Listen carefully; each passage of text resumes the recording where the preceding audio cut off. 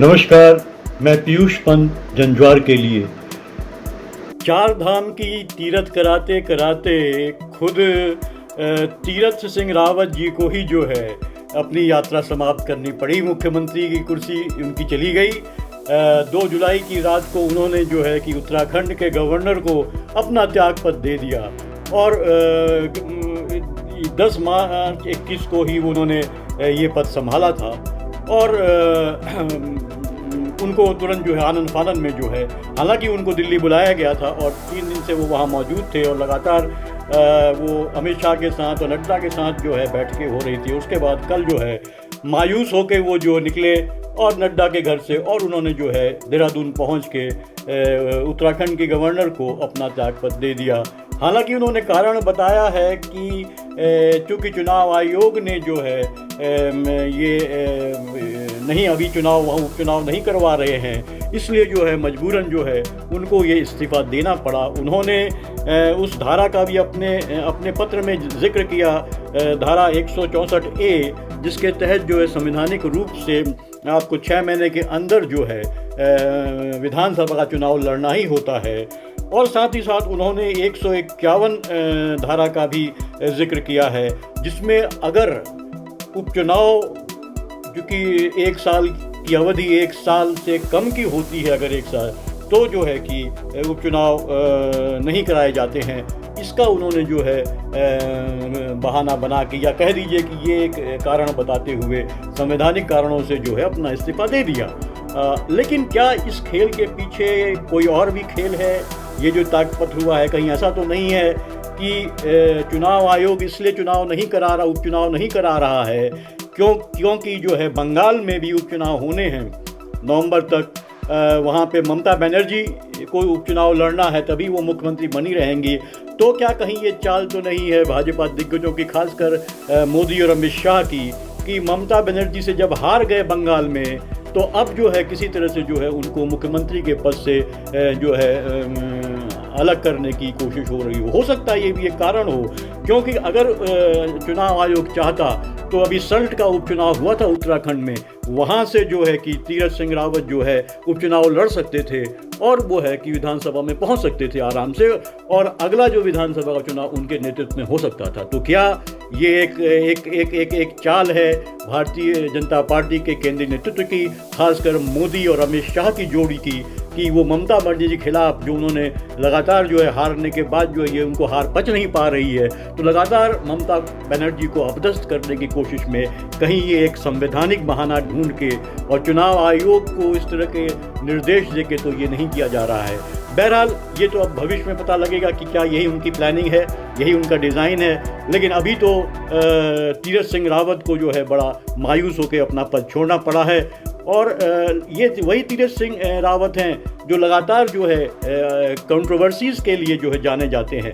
जैसे ही इन्होंने जो है कि अपना पद संभाला था, आपको याद होगा, तो इन्होंने जो है कि महिलाओं की फटी जीन्स और शॉर्ट्स पहनने को लेके जो वक्तव्य जारी किए थे, उनकी काफ़ी उसमें भर्त्सना हुई थी, आलोचना हुई थी और काफ़ी मखौल उड़ाया गया था। ट्विटर में तो इनको इसको लेके लगातार बहुत इन पे जो है आक्रमण किए गए थे और बहुत ही हास्यास्पद लगा था कि देखिए किस तरह का मुख्यमंत्री आपने ला के बैठा दिया है वहाँ पे। और तीरथ सिंह का मुख्यमंत्री बनाया जाना भी एक बहुत बड़ा ही जो है कि आश्चर्यजनक था, क्योंकि उस रेस में बहुत से लोग थे जो वहाँ के मंत्री भी है, भाजपा के जो है वहाँ सरकार में वहाँ के विधायक हैं, उनके नाम भी चल रहे थे।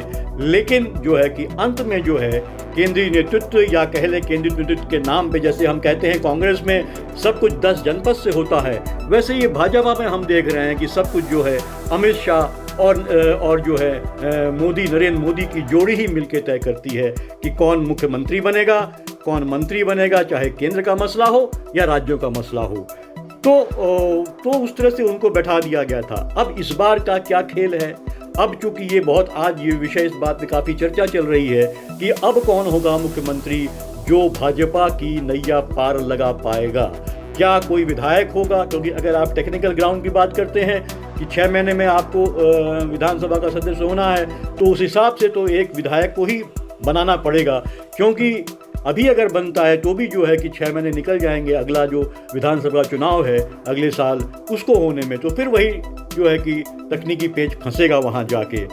लेकिन अभी जो तमाम नामों की चर्चा हो रही है, जिनमें जो है कि मैं आपको बताऊं, धन सिंह रावत का नाम चल रहा है, जो ये वहीं पे मंत्री भी हैं, थे अभी जो है कि तीरथ सिंह के कैबिनेट में मंत्री थे। उसके अलावा बंशीधर भगत का नाम चल रहा है, हरक सिंह रावत का नाम चल रहा है, सतपाल महाराज का नाम भी बहुत तेज़ी से चल रहा है। ये नाम देखिए, धन सिंह रावत और सतपाल महाराज का नाम पिछली बार भी जब त्रिवेंद्र सिंह रावत का इस्तीफा हुआ था तब भी चल रहे थे, और ये उम्मीद हो रही थी कि शायद जो है कि धन सिंह रावत ही मुख्यमंत्री बनेंगे। वो भी पौड़ी गढ़वाल से ही आते हैं और संघ के काफ़ी करीबी माने जाते हैं, लेकिन वो सब धरा रह गया और जो है सीधे दिल्ली से जो है कि तीरथ सिंह रावत को वहाँ बैठा दिया गया।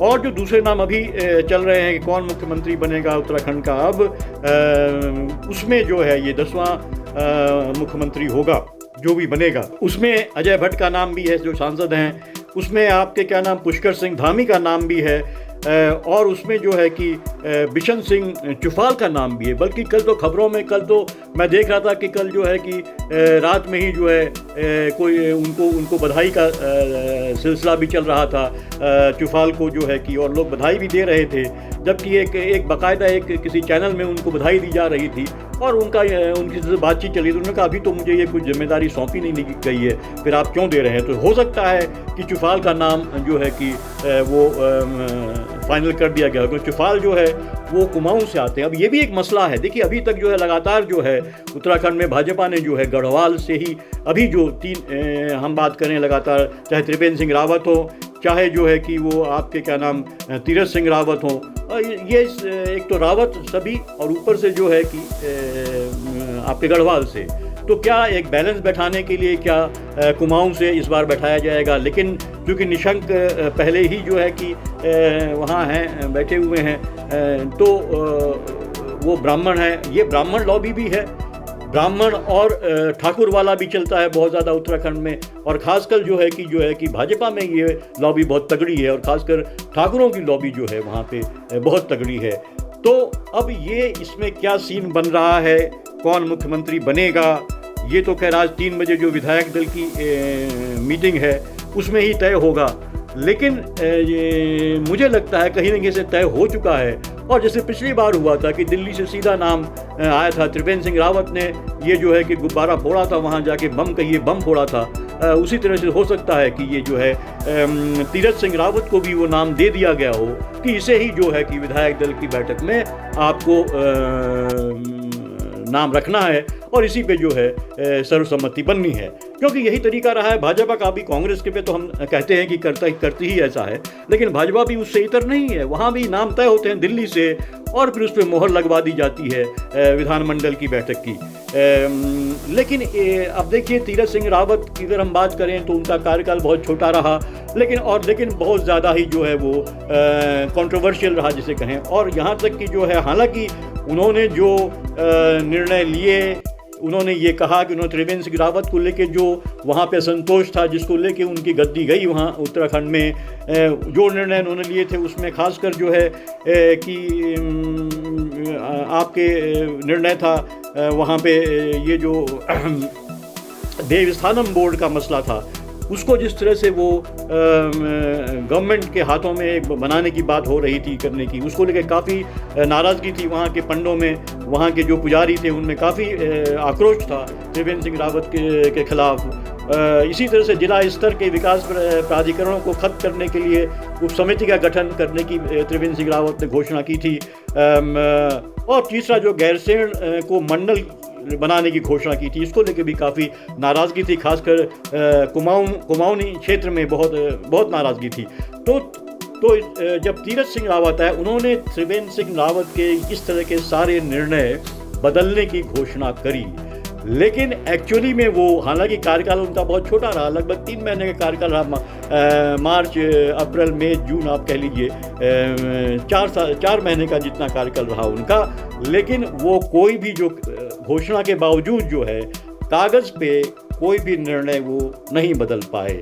तो कहीं ना कहीं ये भी एक असंतोष रहा। वही लॉबी जो त्रिवेंद्र सिंह रावत के खिलाफ काम कर रही थी, वही जो है इनके खिलाफ भी काम करने लगी थी, और ये उनको इस पे टेक्निकल एक संवैधानिक कारण मिल गया बदलने का, बदल दिया गया। लेकिन आप देखिए जिस तरह से मुझे लगता है त्रिवेंद्र सिंह रावत से कहीं ज़्यादा कंट्रोवर्शियल और अलोकप्रिय जो है वो तीरथ सिंह रावत बन गए थे। खासकर उनका आप देखिए जिस तरह का उन्होंने एक वक्तव्य जारी किया था, खासकर कुंभ को लेके, जिस तरह के आप देखिए पेंडेमिक में जो है कि किस तरह से जो है कि वहाँ पे एक जो है कोरोना फैला हरिद्वार में, जो है जिस तरह से कुंभ का आयोजन किया गया, जबकि 1 अप्रैल को जब कुंभ शुरू हुआ था तो वहाँ जो है कुल जो जितने जो संक्रमित लोगों की संख्या थी वो 2236 थी, लेकिन वही बढ़ के जो है 28 अप्रैल को 45,383 हो गई थी।